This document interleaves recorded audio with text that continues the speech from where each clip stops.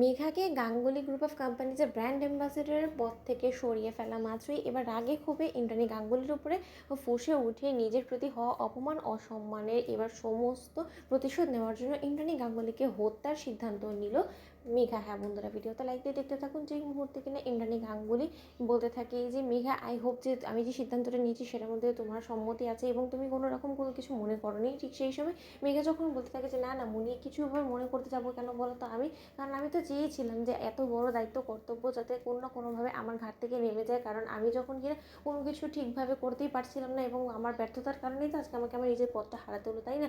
কিন্তু মনি, জানো তো আমার জায়গায় খারাপ লেগেছে এটা দেখে যে তুমি আমাকে কোনো কিছু না জানি আমাকে হঠাৎ করে প্রেসের লোকেদের সামনে হাজির করে দিয়েছো। এতে করে ওটা আমাকে অনেক বেশি হিউমিলেট করেছে এবং ওদের প্রশ্নগুলো এত পরিমাণে আমাকে ডিস্টার্ব করছে যে আমি তোমাকে বলে বোঝাতে পারবো না। That's anyway, no problem. ঠিক সেই সময় মেঘা যখন কিনা ভালো মানুষই দেখানোর জন্য কুসুমকে কনগ্রাচুলেট করে বলতে থাকে যে কুসুম সরকার, কনগ্রাচুলেশনস, তুমি আসলে সত্যি এই কাজের জন্য সম্পূর্ণরূপে পারফেক্ট এবং তোমার কাছ থেকে যে কেন সেই সময় পদটা ছিনিয়ে নেওয়া হয়েছিল আমি জানি না, কিন্তু তার সত্ত্বেও তুমি তোমার যোগ্যতা আবারও সেই জায়গাটা অর্জন করতে পেরেছো, তার জন্য কনগ্রাচুলেশনস। ঠিক সেই সময় কুসুম বলতে থাকে যে এরকম করে যাতে আমি এই পদটা ধরে রাখতে পারি তার জন্য আপনি আমাকে আশীর্বাদ করবেন মেঘা ম্যাডাম। ঠিক সেই সময় মেঘা সন্ধে ঘনিয়ে রাত হওয়া মাত্রই যখন কিনা মেঘা বলতে থাকে যে এবার বাড়ির সত্য সমস্ত লোকেরা ঘুমিয়ে পড়েছে, আজ আর কোনো মতে আমি কোনো রিস্ক নেবো না। আজ ইন্দ্রাণী গাঙ্গুলি তোমাকে আমি শেষ করে আমি আমার প্রতি হওয়া সমস্ত অন্যায় অবিচারের প্রতিশোধ তুলবো, কারণ তুমি শুধুমাত্র যে আমাকে ঠকিয়েছো সেরকমটা নয়, তুমি দেবলীনার সঙ্গেও অন্যায় অবিচার করেছো এবং আমাদের দু বোনের সঙ্গে তুমি যা নোংরা কর্মকাণ্ডগুলো করেছো তার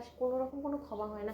আজ রাতের মধ্যে তোমাকে আমি শেষ করে দেবো। অন্যদিকে এই কথাটা হারিয়ে পেতে কুসুম শুনে ফেলা মাত্র কুসুম বলতে থাকে যে রাগে খুবই ফুসে উঠে আপনি এতটাই নিকৃষ্ট মানে জঘন্য কাজ করতে উঠে পড়ে লেগেছেন মেঘা ম্যাডাম, কিন্তু আপনি ভুলে যাবেন না যে এই বাড়িতে এখনও পর্যন্ত এই বাড়ির রক্ষা কবচ কুসুম সরকার আছে এবং কুসুম সরকার ওর দেবীমাকে ঠিকই রক্ষা করবে। ঠিক সেই সময় ইন্দ্রাণী গাঙ্গুলি এবং রাজশেখর গাঙ্গুলি যখন কিনা ঘুমিয়ে পড়ে, ঠিক সেই সুযোগটাকে কাজে লাগিয়ে মেঘা ওদের ঘরে গিয়ে যখন কিনা ওদেরকে কুপিয়ে হত্যা করার জন্য এগিয়ে যায়, ঠিক সেই সময়েই হাতে না হাতে কুসুম মেঘাকে ধরে ফেলে এবং কুসুম বলতে থাকে যে একদম না, এই ভুল কাজ করার একদম চেষ্টা করবেন না মেঘা ম্যাডাম, এই সমস্ত কিছু করলে কিন্তু পাপ হবে এবং তার থেকেও বড় কথা এই কুসুম সরকার কিন্তু আপনি যেটা দিয়ে ওদেরকে হত্যা করার জন্য চেষ্টা করছেন না সেটাই দিয়ে রীতিমতো কুসুম সরকার আপনাকে হত্যা করবে, তখন নিশ্চয়ই সেটা আপনার ভালো লাগবে না।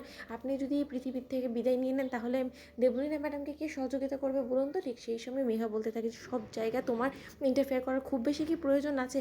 মেঘা যা ইচ্ছে তা করুক, সেটা ও শ্বশুরমশাই এবং শাশুড়ি মায়ের সঙ্গে করছে, তাতে তোমার কি? ঠিক সেই সময় কুসুম বলতে থাকে যে ওই যে বললাম আমি গাঙ্গুলি বাড়ির রক্ষা কবচ চাই, সেই সুবাদে গাঙ্গুলি বাড়ির কর্তা কর্তির উপরে আপনি এরকম করে হামলা চালাবেন এবং সেটা আমি চেয়ে চেয়ে দেখবো, সেটা আপনি ভাবলে ভুল হবে মেঘা ম্যাডাম। তো বন্ধুরা লাইক কমেন্ট শেয়ার করে সাবস্ক্রাইব করতে ভুলো না।